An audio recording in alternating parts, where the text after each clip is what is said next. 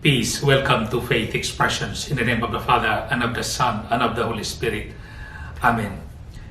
The recognition of God, the recognition of His presence, this acknowledgement is very important in our daily Christian life.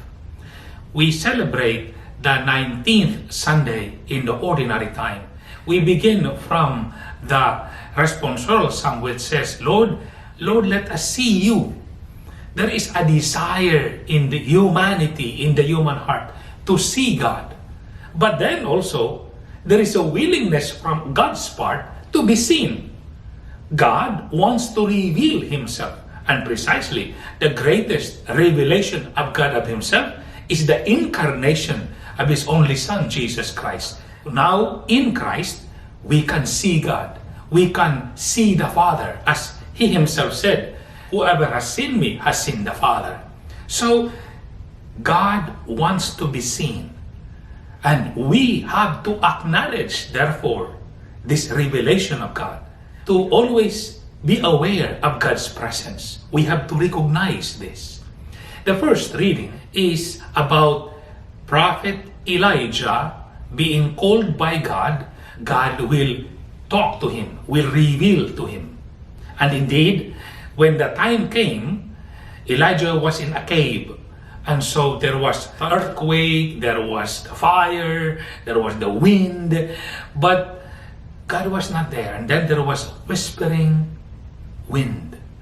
There was silence and a whispering wind. And then Elijah went out of the cave. There is the recognition of the presence of God.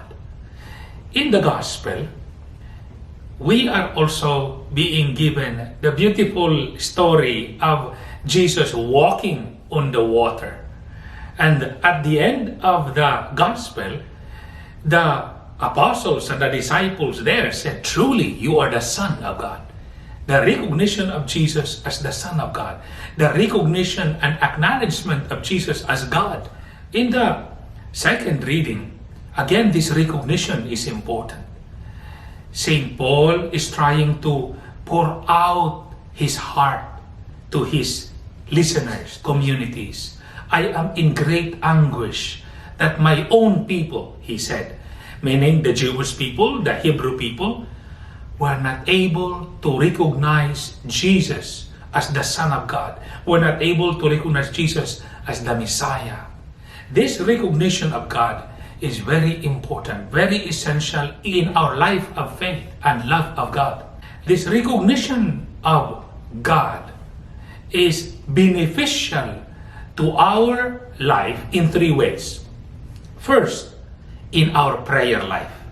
Like the first reading in Elijah, when he recognized now that there is the presence of God through the whispering sound of the wind. Now, in our prayer life, we cannot pray if we do not recognize and make ourselves aware of the presence of God.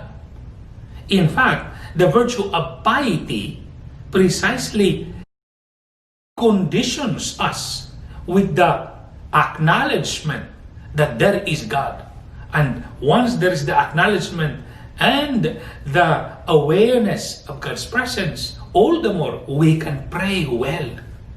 We can have a disposition prior to prayer, and we can have a good prayer when we are in itself during prayer, because we become truly open to converse with God. We make our prayer and we listen to God's inspirations and leadings when we have our moments of silence. So very important, this truth, the recognition of God. The second benefit of the recognition of God is in our human endeavors. In the Gospel, and the disciples and the apostles were afraid while they were on the boat, seeing Jesus Christ walking on the water. It is a ghost. And Peter said, can you command, Lord, that I will walk on the water towards you? Yes, come. In our human endeavors, we may be afraid. We may have some confusion, some troubles, some challenges. But when we have the recognition of God's presence, when we have the recognition of God's providence, when we have the recognition that God is with us, then we can be confident in all through this. We can be confident to carry on with our life. We can be fearless in our doing the good things that we are supposed to do, and always choosing the right thing because that is for God. True faith, firm faith, conquers fear. This is what is the benefit of the recognition of God. In human endeavors, very beneficial. The third is this recognition is very beneficial as well in relationships. Because in relationships, we will be able to recognize and to see Jesus in the other, God's presence in the other. You see, in the second reading, the chosen people, Israel, is identified with God. They are the people of the covenant, people of God. Now, because they rejected Jesus Christ as the Messiah and the Son of God, now they lost this connection to Jesus Christ. So now, the Gentile nations who have accepted Jesus Christ, the people of the new covenant, this principle, therefore, gives us the idea that when we connect ourselves to God, when we connect ourselves to Christ, the awareness, the recognition, the acknowledgement, then it helps in our relationships because we will behave in a way that is honorable, that is honest, that is sincere in all of our relationships, because the other is Christ. Because we see other people around us, there is the presence of Jesus, there is the presence of God. Inasmuch as they will also see us with the presence of God, with the presence of Jesus Christ. So very important, this lesson from the readings that we have in this 19th Sunday in the ordinary time. The recognition of God. And in our time, we still can see God, can acknowledge His presence in His church, through the sacraments, through the scriptures, through the teaching body of the church, and through each other.